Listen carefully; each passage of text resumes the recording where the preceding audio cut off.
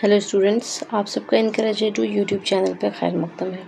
आज की इस वीडियो में हम यूपी ग्रेड टीचर की उर्दू के लिए जो है वो टॉपिक करवाने वाले हैं। और आज का टॉपिक है उर्दू ज़बान की मुख्तसर तारीख़, पैदाइश और इर्तिका। उर्दू ज़बान के बारे में हम मुख्तसर पढ़ेंगे कि उसकी क्या तारीख़ थी, उर्दू कहाँ से शुरू हुई, उसका क्या पहले नाम था, उसकी पैदाइश कैसे हुई, कब शुरू हुआ, इस बारे में हम आज की इस वीडियो में जानेंगे।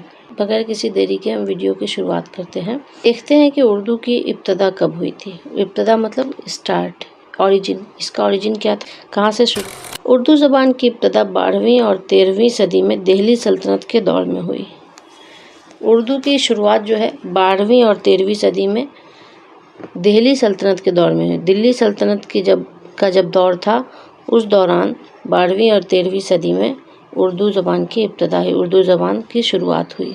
मुख्तलिफ़ कौमों के इख्तलात से एक नई मखलूत ज़बान वजूद में आई, जिसमें अरबी, फ़ारसी, तुर्की और मकामी बोली मतलब कि रीजनल लैंग्वेज जैसे पंजाबी, ब्रिज भाषा, खड़ी बोली वगैरह का इम्तजाज था। कई कौमों, कई सारी कम्युनिटी का मिलके एक नई ज़बान बनी। अरबी, फ़ारसी, तुर्की और बाकी रीजनल लैंग्वेज को मिला के, जैसे उसमें थी पंजाबी, ब्रिज भाषा, खड़ी बोली वगैरह, ये सब मिला के जो है उर्दू ज़बान वजूद में आई। इब्तदाई दौर में उसे हिंदी, देहलवी और गुजरी कहा जाता था। शुरुआती दौर में उर्दू को हिंदवी कहा गया, फिर हिंदी कहा गया, फिर देहलवी कहा गया, गुजरी कहा गया। इसे मुख्तलिफ नामों से जाना गया शुरुआत में। उर्दू लफ्ज़ की असल क्या है? उर्दू का लफ्ज़ तुर्की ज़बान से आया। इसका मतलब है फ़ौजी कैंप या लश्कर।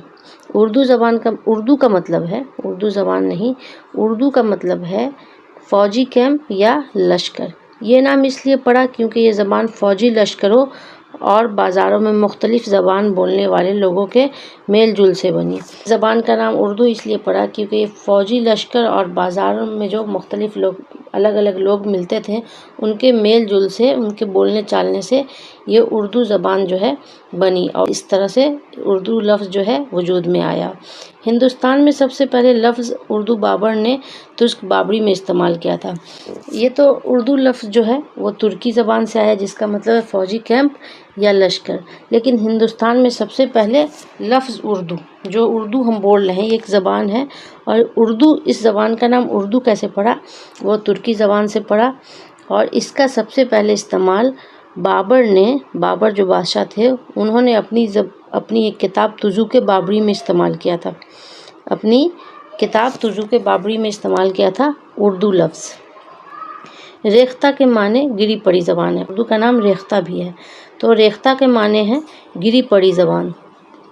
मुसहफ़ी ने उर्दू ज़बान को उर्दू का नाम दिया और ये नाम आज तक है। अब आपके सवाल में आ सकता है कि उर्दू ज़बान को उर्दू का नाम किसने दिया? तो मुसहफ़ी थे, उन्होंने उर्दू ज़बान को उर्दू का नाम दिया, और ये उर्दू आज तक उर्दू है। पहले इसे हम हिंदवी, गुजरी, हिंदी कहते थे, लेकिन मुसहफ़ी ने उर्दू ज़बान को उर्दू का नाम दिया, और ये नाम आज तक राइज है। उर्दू हिंद आरियाई ज़बानों के ख़ानदान से ताल्लुक़ रखती है। ज़बान भी ख़ानदानी होती है, ज़बान का भी ख़ानदान होता है। तो उर्दू किस ख़ानदान से ताल्लुक़ रखती है? उर्दू हिंद आरियाई ज़बानों के ख़ानदान से ताल्लुक़ रखती है। यहाँ से सवाल बन सकता है। हिंद आरियाई ज़बान को 3 दौर में बांटा गया है। हिंद आरियाई ज़बान जो है, जहाँ से उर्दू निकली है, जिस ख़ानदान से उर्दू निकली है, वो कौन सा ख़ानदान है? हिंद आरियाई। और हिंद आरियाई ज़बान को 3 दौर में बांटा गया है। कदीम हिंद आरियाई मतलब पुराना हिंद आरियाई, जो 1500 कब्ल मसीह से 500 कब्ल मसीह तक रहा है। वस्ती हिंद आरियाई यानी दरमियानी हिंद आरियाई जो है, वो 500 कब्ल मसीह से 1000 तक रहा। और जदीद हिंद आरियाई 1000 से ताहाल। आपका सवाल यहाँ से बन सकता है कि हिंद आरियाई ज़बान को कितने दौर में बांटा गया है? तो हिंद आरियाई ज़बान को 3 दौर में बांटा गया है। कदीम हिंद आरियाई, वस्ती हिंद आरियाई और जदीद हिंद आरियाई। कदीम हिंद रहा है 1500 कब्ल मसीह से 500 कब्ल मसीह तक। वस्ती हिंद आरियाई का 500 कब्ल मसीह से 1000 ईस्वी तक, और जदीद हिंद आरियाई 1000 ईस्वी से अभी तक चल रहा है। तो इसको 3 दौर में बांटा गया है। अब उर्दू ज़बान का जो है तरक्की का क्या मराहिल है? उर्दू ज़बान किस किस दौर में तरक्की की है, اس کے مراحل کو، اس کے اسٹیپ کو ہم دیکھیں گے۔ دہلی سلطنت کا دور 13ویں سے 15ویں صدی تک رہا۔ زبان بنیادی طور پر ہندوی کہلاتی تھی۔ دہلی سلطنت کے دور میں زبان جو ہے اردو زبان، اس کو ہندوی کہتے تھے، وہ ہندوی کہلاتی تھی۔ اس ٹائم میں اردو اس کا نام نہیں تھا۔ مذہبی صوفیہ اور شعراء نے اسے عام لوگوں میں پھیلایا۔ مذہبی صوفیہ جو تھے، مولانا وغیرہ، اور شاعر نے اسے عام لوگوں میں پھیلایا۔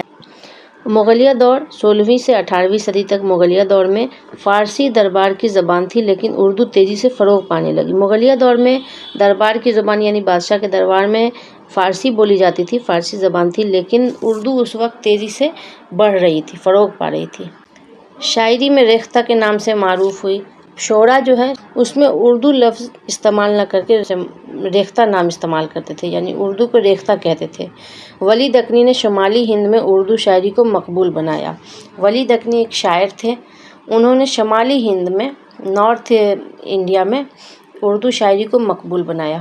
دکن میں ارتقاب، دکن میں اس کی شروعات کیسے ہوئی؟ دکن حیدرآباد کے ایریا کو دکن کہتے ہیں۔ تو دکن میں اردو کی ایک شکل دکنی کے نام سے جانی گئی۔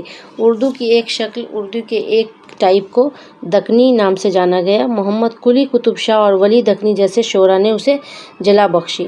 محمد قلی قطب شاہ اور ولی دکنی جو دکن کے تھے، ان جیسے شعراء نے اسے وہاں مقبول کیا اور مشہور کیا اردو کو۔ برطانوی دور 19ویں صدی۔ ابھی ہم نے دہلی سلطنت کا دور دیکھا اور پھر مغلیہ سلطنت کا دور دیکھا۔ برطانوی دور میں یعنی برٹش شاسن کے دوران 19ویں صدی کے دوران اردو کا کیا حال تھا، اردو کون کون سے اسٹیج سے گزری، اس کو دیکھتے ہیں۔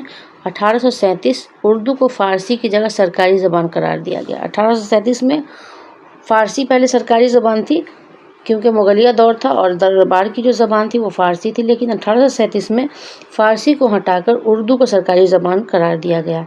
نثر کی ترقی ہوئی، پوئم ہوتی ہے یعنی نظم ہوتی ہے اور ایسے کو نثر کہتے ہیں، تو نثر کی اس دوران ترقی ہوئی۔ برٹش حکومت کے دوران جو ہے وہ نثر کی ترقی ہوئی۔ سبرس اور باغ و بہار جیسی کتابیں لکھی گئی۔